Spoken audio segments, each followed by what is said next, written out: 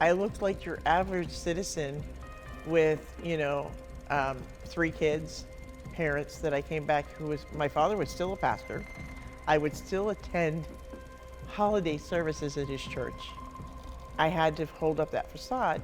But then come holiday times for the occult, which there are several throughout the year, I would be gone 3, 4, 5 days at a time because I had to go take care of the rituals. I had to go be in charge. I had to do this. I would leave my husband and my kids.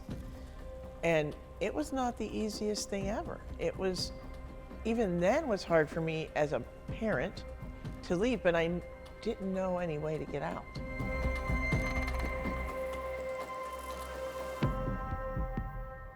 The enemy comes to steal, conquer, destroy, separate, and he separates families. And that's what he did with us, because I always felt that my parents were more involved with the church and my other siblings than me. So I was always looking outside our house for somebody to love me. My father was a pastor, my mother was a nurse and then a teacher. But I didn't learn until I was much later that I had an identical twin sister who tragically we lost at a young age, and my parents kind of just really shut down. And I can't imagine how hard it would be to lose a child, much less lose a child and have a remaining child that looked exactly like them. It was very difficult for me to find affection at home. My parents were great parents and they gave me everything I could have, but just emotionally it was a very different situation. My brother and sister were very hugged upon and kissed upon, and me, I was just there. Into my teens, I found a young girl that became my best friend. But the funny thing was, she wanted to go to church, and I didn't. So she would, all the time with my parents, I started hanging with her mother, who just was like, became my second mom and started seeing in me and giving me the things my parents never did. That love, that, oh, you're great, you're wonderful. And then started to show me what she believed, which was she owned a bookstore, which was an occult bookstore, and she was in witchcraft. So she started to show me the powers of the other side that as a 16-year-old are magical. I mean, not just magical, but like, here I have power. And it was something that I started to crave. And she saw in me this ability. She would always tell me, this is what you were born for. And it was just wonderful. It was like I could have whatever I wanted. I just had to follow these dark arts to get there. So she just started grooming me more into that and showing me spells, incantations, how to have power over people, how to manipulate people. Because not only was it the incantations, but you learn to manipulate how people think about you, how people perceive you, how they start thinking about their surroundings. This lady, she had other connections in higher parts of the occult. So she saw in me something she couldn't continue to teach. So she took me to other people to be groomed. And I was starting to be groomed as a priestess, as a leader in the occult. So there are 3 parts of the occult: the maiden, the witch, and the crone, or the maiden, the priestess, and the crone. And they started to initiate me into that maiden slot. So there are many different things you had to learn, very different trials you went through, and initiations. There's actually 13 total. Surprise, surprise. Each initiation was a different power. Each initiation was a different task, until you got to the 12th, which was they gave you or appointed you a spirit guide, which is nothing more than a demon that attaches to you specifically. There's one more final initiation that is to test your, really to test your, are you going to be able to hang, or are you going to give all your loyalty to Satan? And it was giving up a child. I became pregnant. I was only 6 months pregnant at the time. The day was May Day, or what we in the occult call Beltane, and it is the day of renewal. But this particular day, my handler, because everyone that is being trained has a handler, gave me something to drink. And I became very ill and basically aborted the baby that evening. But as I did, it was my job to then lay her on that stone altar and give her away. It was a very dark time in my life where I had to make that decision, and I felt I had no way out by that point. It was either lay this child on the altar or lay on the altar myself. There was no other choices, and there's no way out. It's either do this or die. I moved out to Las Vegas because there was a church that they wanted to infiltrate, and I came from a pastor's home. If anybody knows how to get into a church, it is somebody that it was brought up in the church, so they would use me that way. But in that time, I met a man who they never wanted me to marry. So I met my husband, we've been married now for 31 years. But when I married him, I lost my standing. I lost where I was going. I would have been a higher up person, perhaps, if I had not married him. But God knew at that time what I needed. I didn't understand it. Shortly after my second child was born, they said, we're going to move you home. We have a position for you. There's a high priestess job in southwestern Pennsylvania, and we have groomed you for that. So you're going to come back and take over that position. When you're in the occult, you're always looking over your shoulder because somebody either wants your position. If you don't do what they want, there's a punishment involved. If you do what they want and it doesn't successful, there's a punishment involved. Being back home was hard. I had to connect because I lived two separate lives at that point. I looked like your average citizen with, 3 kids, parents that I came back my father was still a pastor. I would still attend holiday services at his church.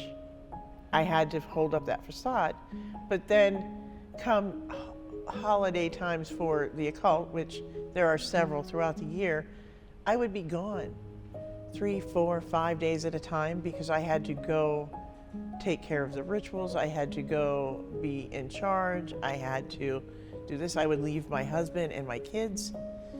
And it was not the easiest thing ever. Even then was hard for me as a parent to leave, but I didn't know any way to get out. I knew, this was my life and this is what I had chosen. This is what I was made to do. That's the biggest one. They tell you, this is what you were born to do. This is who you were born to be. And that's not always the truth.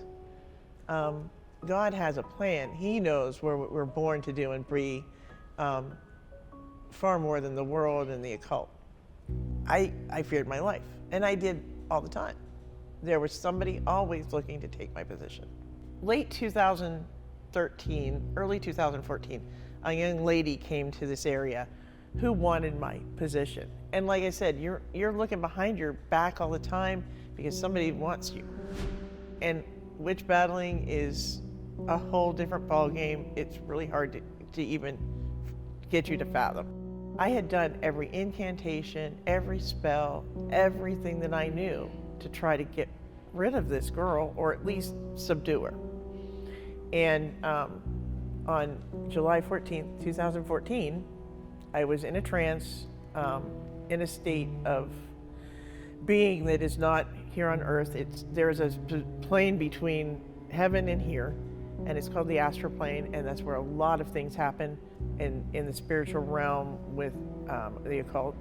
Astral plane, you often get there by relaxation, and you'll hear people talk about transcendental meditation, and that will actually get you there. It's an outer body experience. Your soul leaves and goes to the plane where you can do incantations, you can actually have meetings, you can all kinds of stuff.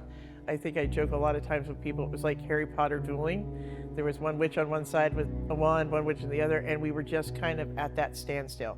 Like, I didn't know what else to do. I had done everything that I had ever learned, and I had been in the craft for 30 years. So I knew a lot of spells, I knew a lot of incantations, but I could not subdue this young lady. And at that moment, the name of Jesus came out of my mouth. And this dark plane went completely light. I watched demons run to the outskirts. And I fell back into earth into my body, which is not a great feeling when you're in those kind of states, because it's it's like waking up in a moment and your heart stops.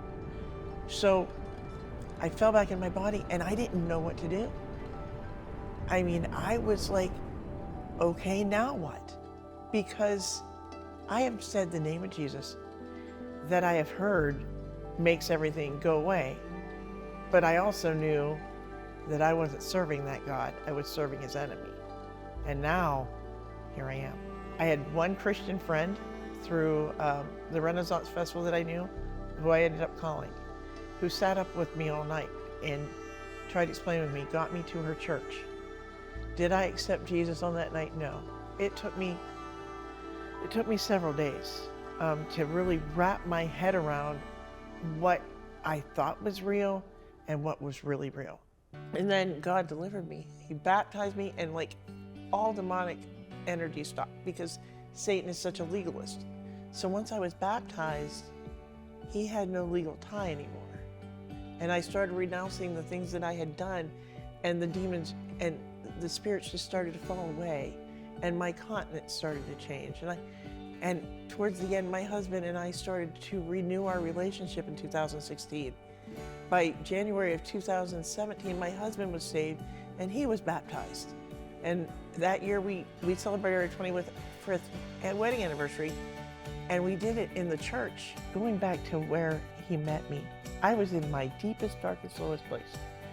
And in Psalms 139, it says, even in the darkness, I try to hide from you, but your light is all around me.